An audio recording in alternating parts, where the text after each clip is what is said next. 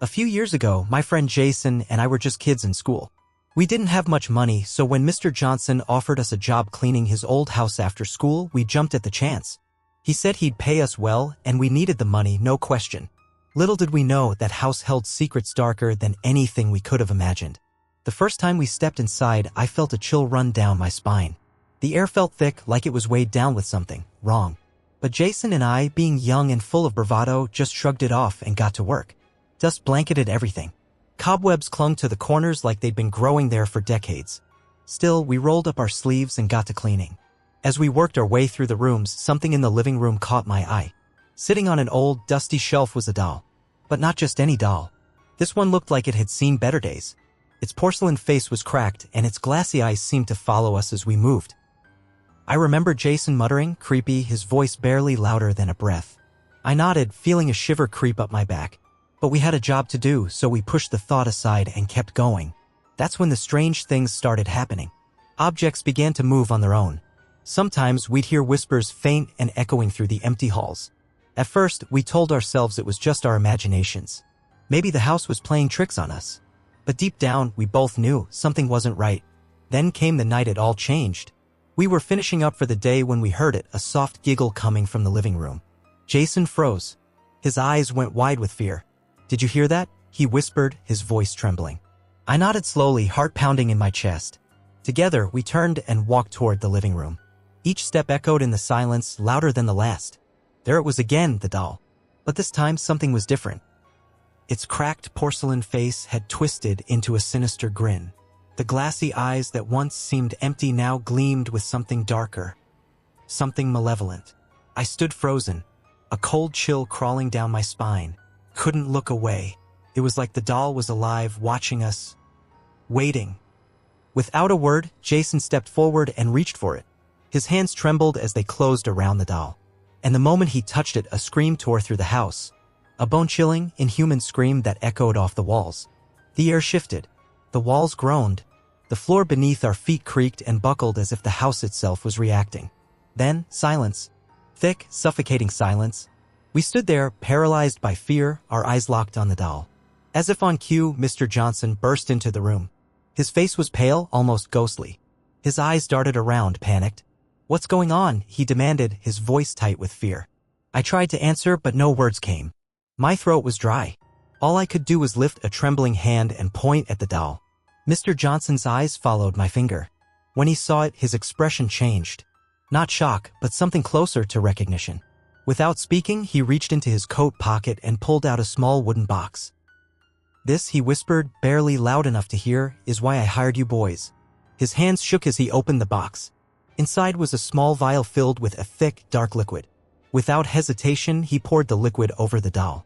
As the liquid touched the porcelain, he began to mutter something, words in a language I couldn't understand. Harsh. Ancient. And then, it stopped. The doll froze. The grin faded. The gleam in its eyes disappeared. It was just a doll again. Lifeless. Still. Its glassy eyes lost their gleam, and the cracked porcelain face seemed to relax, almost into a peaceful expression. We stood there, silent and stunned. Then Mr. Johnson, Fourth Johnson, as he introduced himself, finally spoke. He told us the doll had been haunted by the spirit of a little girl who had died in the house many years ago. She had been restless ever since. He explained that he hired us not just to clean, but to unknowingly stir the energy in the house to draw her out. He had hoped that this time he could finally put her spirit to rest. As he spoke, a strange sense of calm began to wash over me. The oppressive weight that had lingered in the air, clinging to the walls and shadows, suddenly lifted. For the first time since we'd stepped foot in that house, I felt safe. After that day, Jason and I never returned. We didn't want to. We didn't need to. But every now and then I still wonder, what if we hadn't found the doll? What if we had just left it there, undisturbed? In 2001, we were getting ready to move to a new house in Australia. Before we left, my mother asked me to go through the attic and pick anything I wanted to keep. The old wooden stairs creaked under my weight as I climbed. The higher I went, the thicker the air grew, musty and stale, like forgotten memories had been left to rot in the corners. I had never liked the attic. Something about it always made me uneasy. The way the light didn't quite reach the back. The smell. The silence. But I pushed the feeling aside. Boxes were stacked haphazardly against the walls. Some were torn open, spilling out old photo albums and broken furniture. Others were still sealed, held together by yellowing packing tape. I started digging through them, hoping to find something worth saving. Most of it was junk, worn-out clothes, shattered lamps, old toys missing arms or eyes. But one box caught my eye. It was smaller than the rest, made of carved wood with faded floral patterns etched into its surface. It looked out of place, like it didn't belong with the rest. Unlike the other boxes, this one looked like it had once been cared for. The floral carvings were worn, but intentional. Someone had put time into this. I lifted the lid. Inside was a doll, porcelain, delicate and worn. Cracks spidered across its face like thin veins. Its expression was blank, but unsettling. Its glass eyes were almost too clear, too focused. They seemed to follow me with every small movement. At the base of the box, an engraving caught my eye. Ella, 1978. As I read the name, a cold draft stirred the attic. The hairs on the back of my neck rose. Then I heard it. Something shifted behind me. I turned quickly. Nothing. No one. I shut the box, slid it back where I found it, and got out of the attic as fast as I could. That night I couldn't sleep. Footsteps echoed faintly through the hallway. Even though everyone else was in bed, I knew the sound of our old floorboards, and these steps were too deliberate. Drawers I'd closed were open the next morning. Small things, coins, a comb, my watch, disappeared, then reappeared in strange places. I told my parents. They brushed it off. Moving is stressful, they said. You're probably just tired. But something had changed in the house. It wasn't just the noise. It wasn't just the missing items. Sometimes I'd catch a glimpse of something, just at the edge of my vision. A dark outline near my bedroom door. A figure moving past the window even when the curtains were drawn shut. After a few days, I realized I needed to talk to someone who might actually listen. There was an old man who lived 2 houses down, Mr. Harris. The locals said he'd lived there his whole life. Knew every story, every name. He remembered things most people wanted to forget. So the next afternoon, I went to his house. It was small and weather-beaten, half hidden behind wild, overgrown bushes. The porch creaked under my feet. I raised my hand to knock. Mr. Harris listened carefully as I told him everything from finding the doll to the noises at night. When I mentioned the name engraved on the doll, he leaned back in his chair, his expression growing serious. That doll isn't something you should have touched, he said, voice low but steady. He went on to tell me about Ella, a girl who had lived in the town generations ago. She had been shunned by the neighbors, feared, not for anything she'd done, but for things that happened around her. Strange things. Things no one liked to talk about. People whispered that darkness followed her, that wherever she went, misfortune followed. Animals died. Fires started. People got hurt. Then one day she vanished. No warning. No goodbye. The only thing left behind was the doll. Mr. Harris said it had been locked away ever since, because if disturbed, the trouble would start all over again. I asked him what I could do, how to stop it. He looked me dead in the eye and said, destroy it, before it grows stronger. I went home with a pit in my stomach. My parents didn't believe in ghosts or curses, but after enough pleading and showing them the strange things happening in the house, they finally agreed to help. We decided to take care of it that night. Armed with whatever heavy tools we could find, hammers, an old crowbar, even a metal pipe, we made our way into the attic. The moment we stepped inside, the air changed. It was heavier, thicker, like something was waiting for us. We found the box easily, but something was off. The lid was slightly ajar, even though I had shut it tight days earlier. The doll sat inside, but now it was tilted toward us. The cracks in its porcelain face looked deeper, wider, almost like it was smiling. Then slam. The attic door slammed shut behind us. A gust of wind knocked the candle from my mother's hand. The flame went out. We were plunged into near darkness. But we didn't stop. My father was the first to reach into the box, grabbing the doll by its arm. Later, he told me it felt wrong, like holding something that didn't want to be touched, something that was alive in the worst possible way. He slammed it against the floor. Once, twice, the porcelain cracked. I stepped forward, heart pounding, and raised the metal pipe we'd brought. One swing, then another. The doll's head shattered into dozens of jagged pieces. For a moment, nothing happened. Then the air shifted. It felt lighter, clearer. as if something heavy had been lifted from the room. The pressure was gone. We gathered the shards in silence, wrapped them tightly in an old cloth, and buried them behind the old shed at the edge of our yard. After that night, the house changed.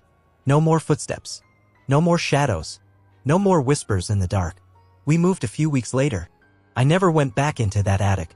Even now, when I think about that time, I still wonder, was smashing the doll really enough? Sometimes, when I'm alone at night, I catch myself glancing over my shoulder, half expecting to see those glass eyes watching me from the dark. Because maybe, just maybe, some things don't stay buried as easily as we hope. I never gave much thought to ghosts or haunted objects. Those things always felt like stories meant to scare kids, not something real.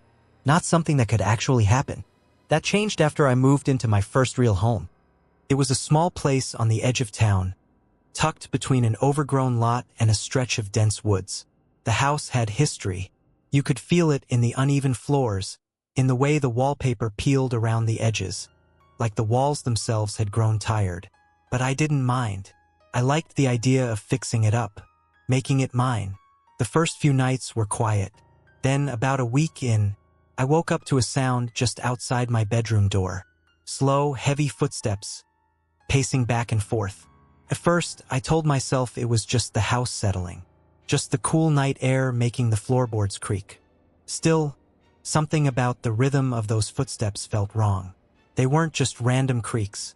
It sounded like someone walking slowly, deliberately, like they were deep in thought, like they were thinking about something unpleasant.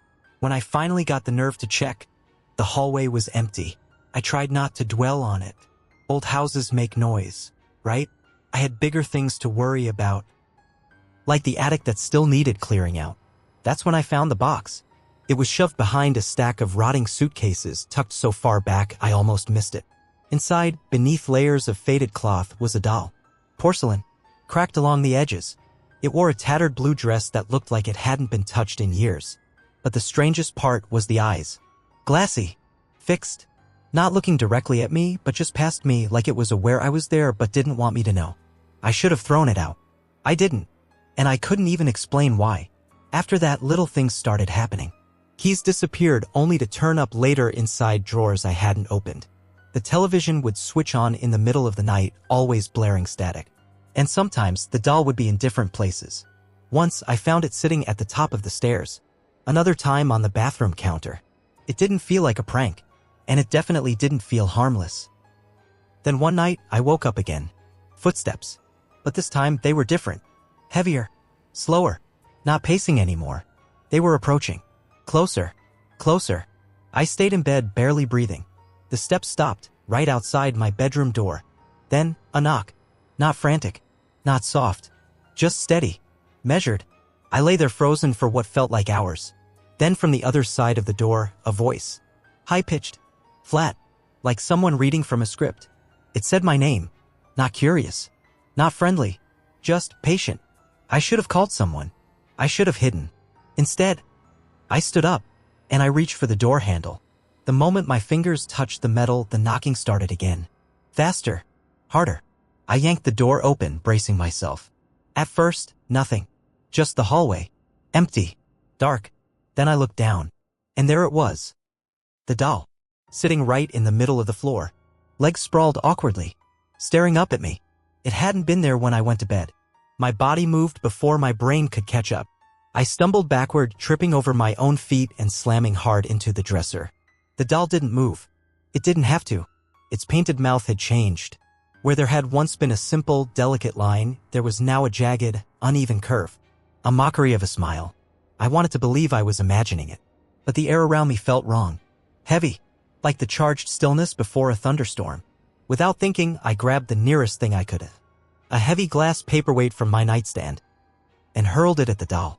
The impact shattered the porcelain head, scattering shards across the floor. For a moment, I thought it was over. Then I saw it. A twitch. A scraping sound. From the pile of broken porcelain, something moved. Tiny, shattered fingers pulled at the floorboards. I didn't wait. I grabbed the thickest book on the shelf, an old atlas left behind by the previous owners, and slammed it down onto what was left of the doll. Once. Twice. Over and over until the pieces stopped moving. I stayed on the floor, breathless, gasping for air. My heart pounded like a drum against my ribs. The house was silent again, but it didn't feel empty. It never would. My name is Camila. I lived in Texas for 2 years with my roommate. I've always been fond of dolls. They comforted me, reminded me of simpler times. So when my best friend, Sarah, gave me a doll for my birthday, I was thrilled. But I had no idea that this doll would turn my world upside down. The doll was beautiful. Big blue eyes that seemed to follow you wherever you went. A delicate porcelain face, soft curls framing it like something out of a vintage catalog. Sarah said she found it at an antique shop and thought of me instantly. I named her Hazel. She took her place on my bedside table. At first, everything seemed perfect. Hazel added a touch of charm to my room and I loved having her there. But soon, strange things began to happen. Objects would move on their own. I'd hear faint whispers in the dead of night. I tried to ignore it, chalked it up to stress or my imagination. But as the days passed, the whispers grew louder, and the feeling of being watched became unbearable. I couldn't shake the feeling that Hazel was behind it all. No matter how many times I tried to convince myself it was just coincidence, just stress. Deep down, I knew. Desperate for answers, I turned to the church. I sought out Father Thomas, hoping he could offer some kind of solace, some clarity. When I told him about Hazel, his expression shifted. The warmth drained from his face. He said, voice low and serious, some objects carry dark energy. They can bring about malevolent spirits. His words sent a chill crawling down my spine. Father Thomas offered to perform a cleansing ritual. But something stopped me. Despite the fear, despite everything. I couldn't bear to part with Hazel. She was a gift from Sarah. A symbol of our friendship. Letting her go felt like letting go of a part of myself. So I declined. I thanked Father Thomas and returned home, determined to confront whatever lurked within Hazel on my own. The nights grew worse. I would wake up with scratches along my arms. Bruises bloomed across my skin like ink and water. Sleep became a memory. Fear became routine. And yet, even then, I felt something else underneath it all. A strange, aching connection to Hazel. Like she was reaching out, begging for something I couldn't understand. Then, one night, I heard her. For the first time, she spoke. A soft voice. Gentle. Like wind through curtains on a still night. Help me. Her porcelain lips moved just slightly. Just enough. I froze. My breath caught in my throat. Was I losing my mind? Or was Hazel truly speaking to me, driven by a mix of fear, curiosity, and something else I couldn't name? I began to talk to her. Every night, we would whisper in the dark, sharing secrets, sharing fears, and with every passing hour, I felt myself pulled closer to her. Hazel wasn't just a doll anymore. She was something more. But as our bond deepened, so did the darkness. Symbols, jagged, unfamiliar, began to appear on the walls, carved into the wood, traced in ash or dust or something I didn't want to name. The air grew thick. Every room began to feel suffocating. And I knew I had made a terrible mistake. Hazel was no longer just a doll.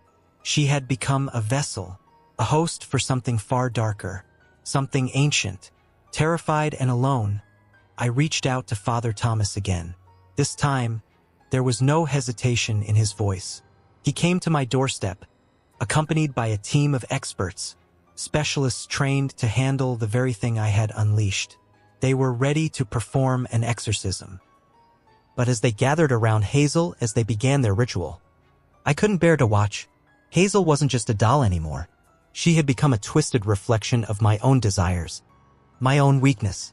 And in that moment, I realized she had become a part of me.